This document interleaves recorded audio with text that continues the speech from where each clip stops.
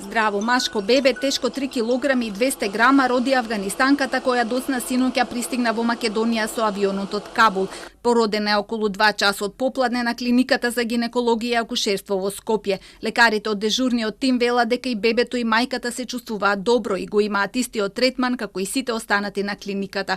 Жената била ковид негативна. На останатите афганистанци од синокешниот лет денеска им се прават ПСР тестови, интернистички и педиатриски прегледи, а ќе им биде понудена и вакцинација на тие што не се вакцинирани. Се уште нема информации дали некој од нив е ковид позитивен.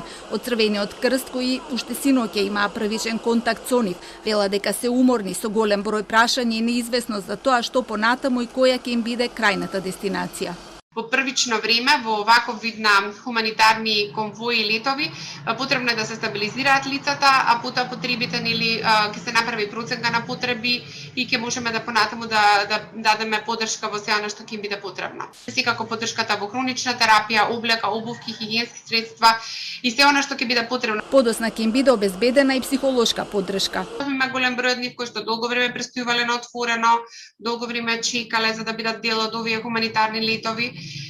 Секако се работи за поголема група на млади луѓе, деца, на кои што секако ќе им биде потребна поддршка во текот на нивниот престој во државата, зашто Црвениот крст со своите мобилни тимови ќе направи одредени социјални сервиси, пред се да можеме да имаме една можност во самиот место, во самиот објект каде се сместени, да имаме посебно катче за игра и работа со деца, посебно катче каде што ќе може да се комуницира преку одреден систем на компјутери, лаптопови, со Wi-Fi мрежа да може да комуницираат, да читаат новости, едноставно да бидат активни во текот на денот. Жената пак на која и се слоши имала моментален колапс и сега е добра. На дел од лицата им била пружена медицинска помош веднаш по пристигнувањето, а други интервенции во текот на ноќта и денеска немало.